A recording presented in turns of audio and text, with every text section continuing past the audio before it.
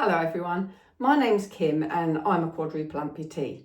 I lost my hands and my legs above the knee, all because a UTI developed into sepsis. I'm here to warn you that UTIs can kill. They are extremely dangerous. We all need to know the symptoms of sepsis. I had a comment this morning on my Facebook page. How did you develop sepsis but you didn't know you had a UTI?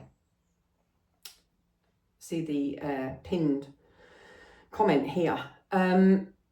You don't have to know that you've got an infection to develop sepsis.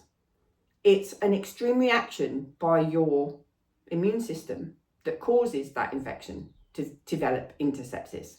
Instead of fighting the infection, it actually then starts to kill you. Oh, excuse me, I've got a really itchy nose today. Does it mean it's a surprise? I think it does, doesn't it? Anyway, I digress. So what I want to warn you is UTIs are extremely dangerous, especially as we get older. Us ladies can develop a lot of UTIs because of menopause and things like that. So we need to be very aware of UTIs. I didn't know I had a UTI. I started to feel really unwell and I'd got severe breathlessness, and I put that down to climate change. I was in Spain and I had thick jumpers on, I had blankets around me, I'd got the central heating on, the log burner on, and I was shivering really, really bad.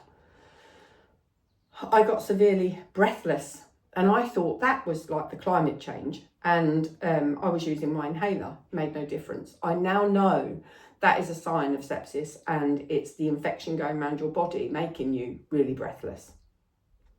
The same as the shivering and having a temperature, that is a sign of sepsis. I never heard the word sepsis. I had no idea. I hadn't passed any urine that day. Didn't really think anything of it, even though I do drink an awful lot of water and I used to go to the loo a lot. So I hadn't really thought of it. I was confused, but I hadn't realised I was confused.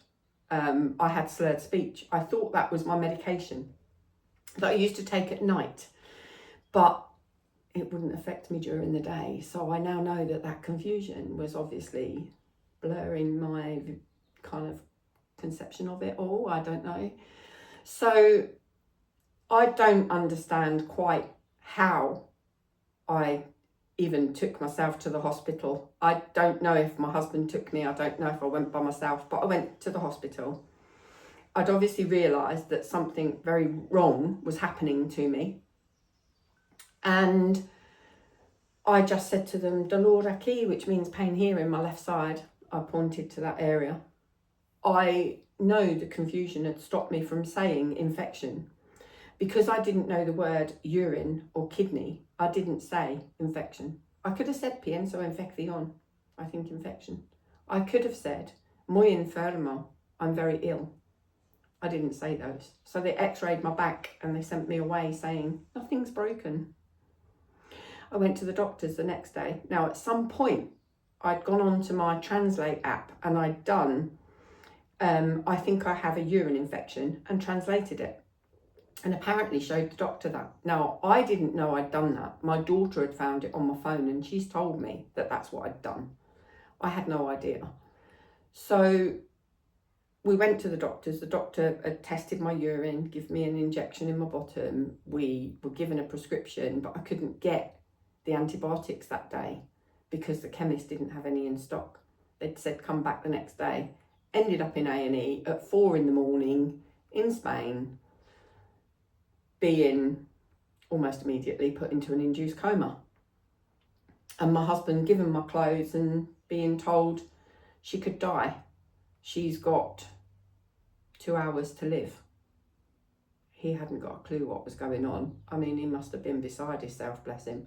He went home and phoned my daughter and all the family came over. All he was told was, I could die. I'm seriously ill.